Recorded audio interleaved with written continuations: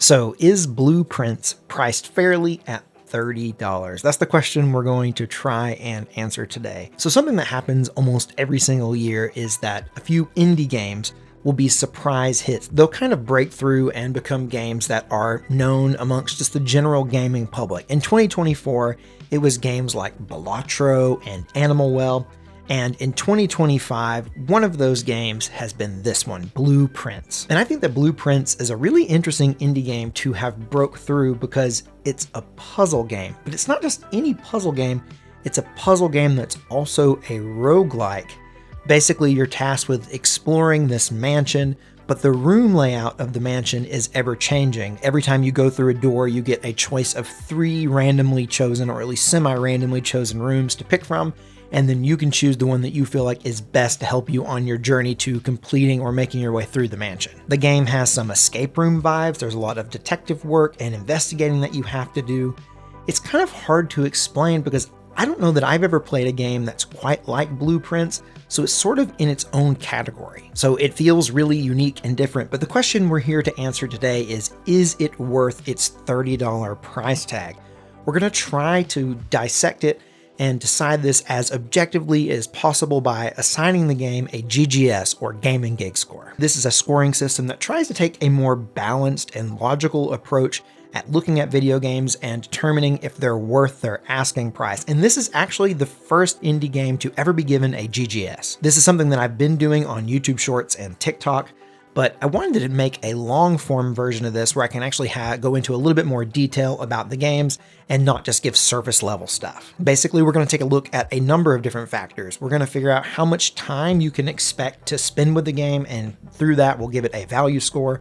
We'll also take a look at what critics have to say, but also what regular old gamers, what users have to say about the game. Once we have all that info, we'll be able to assign the game a GGS, and then we'll compare it to other games that we've ranked in the past to try and decide if it is worth its asking price. Oh, and I'll also give my personal thoughts at the end of the video, but I do want to try to reserve those until the end because I want the process to be as objective as possible. All right, let's dive in. Blueprints was developed by Doggy Bomb and published by Raw Fury.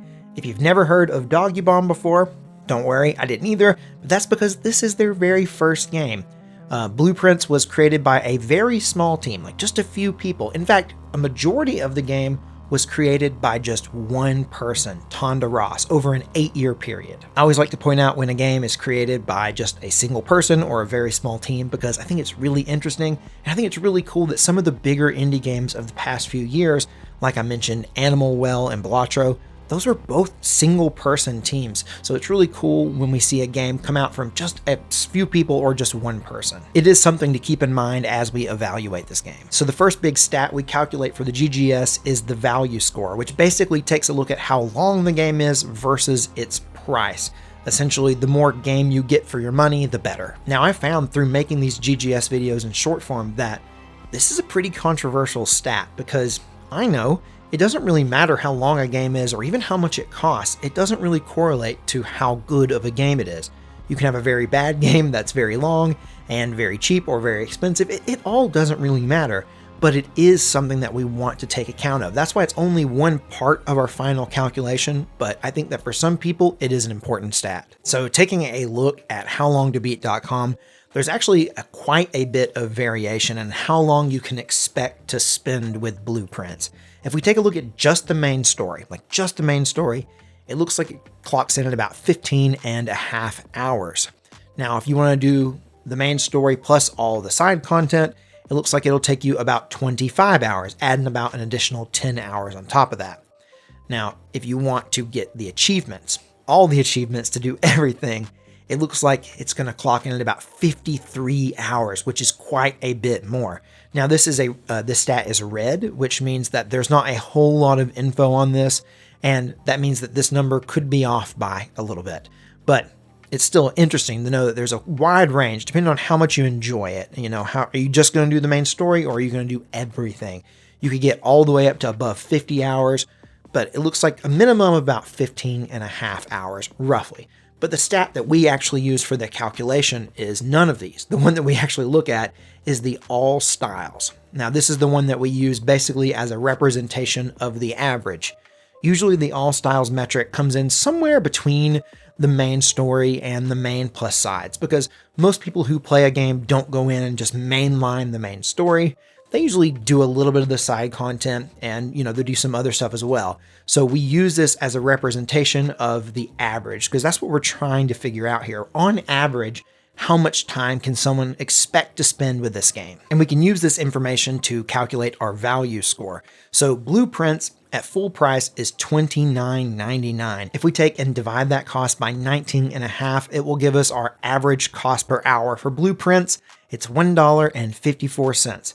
That's on average how much you can expect to spend per hour to experience this game. Obviously, the lower cost per hour, the better, but $1.54 per hour is really not that bad.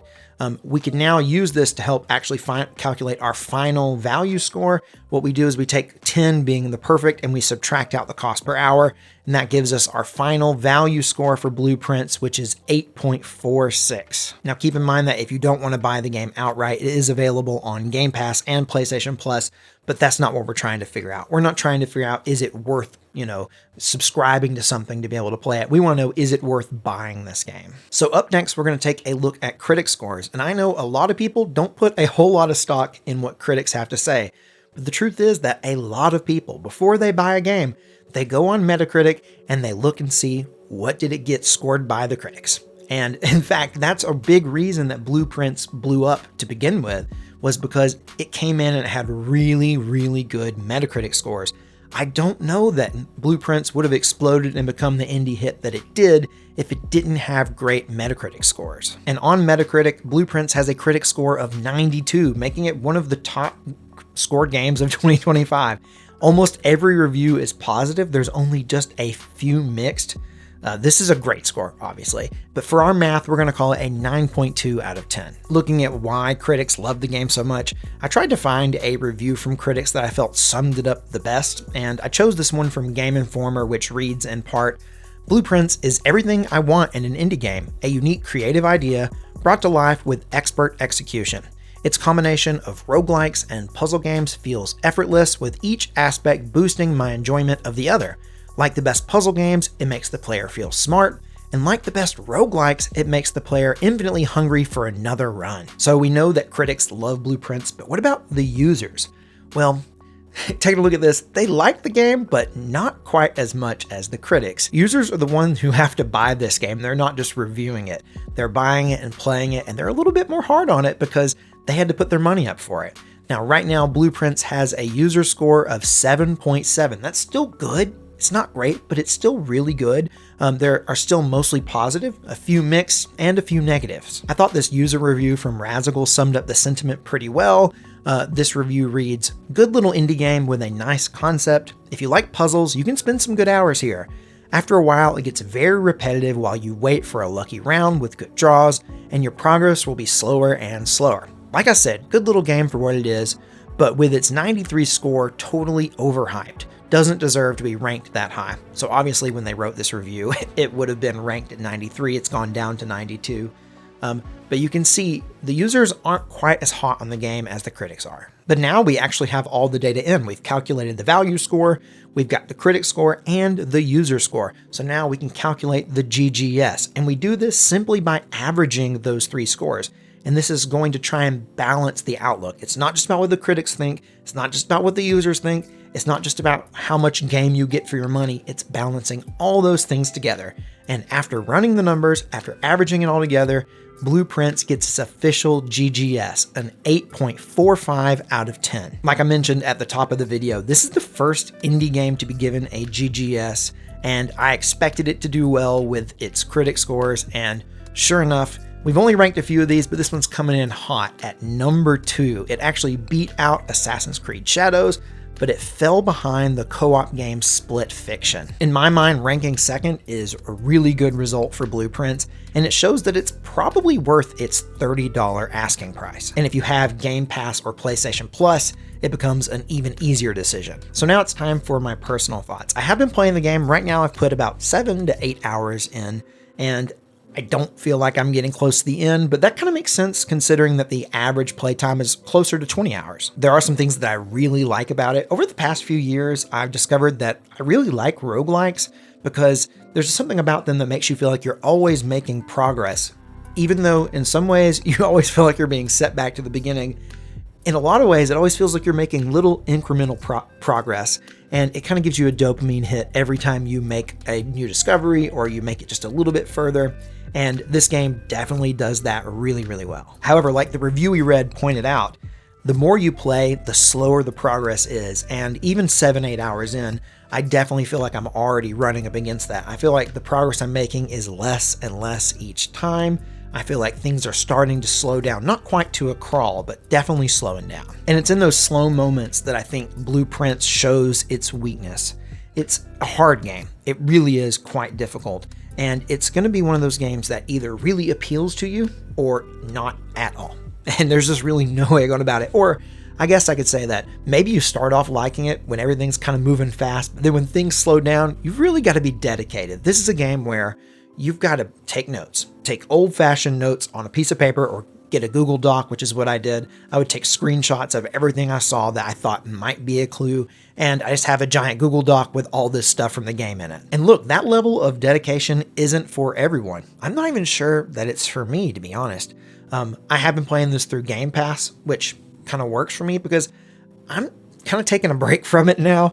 I'm planning on maybe going back, but I'm not even really saying that I'm for sure going back. Look, it's really not a lean back and relax kind of game. This is a game where you need to lean forward, be dedicated, and really just immerse yourself in the mystery of the game. And still, although I'm not sure that I'm going to make it all the way through, I think it's still a really cool game. And I know that there are tons of people, obviously a lot of critics, but still even a lot of users really, really jive with this game. If you get it and it makes sense to you and it's something that you enjoy, you're really going to enjoy it. I don't know. I just hope that this video has given you enough information to decide for yourself if Blueprints is worth its $30 asking price. But if you like to talk about games, I want to invite you to join the Gaming Gig Discord server. This is a server, it's small, it's less than 100 people, and it's just a group of like-minded gamers who just like to talk about video games. People are always posting about what they're playing, and we talk about the daily gaming news. If it sounds like your vibe, we'd love to have you. The link to join is always in the description of my videos. And on a related note, if you want to hang out with me live, I do stream on Twitch with my buddy Daniel. Right now, we stream on Sundays, Mondays, Tuesdays, and Thursdays at 8 p.m. Eastern. If you want to hang out, we're always having a good time, so definitely check us out there. And with that, I'll leave you there. So hope you enjoyed this video. Thanks for watching, guys. I'll see you next time.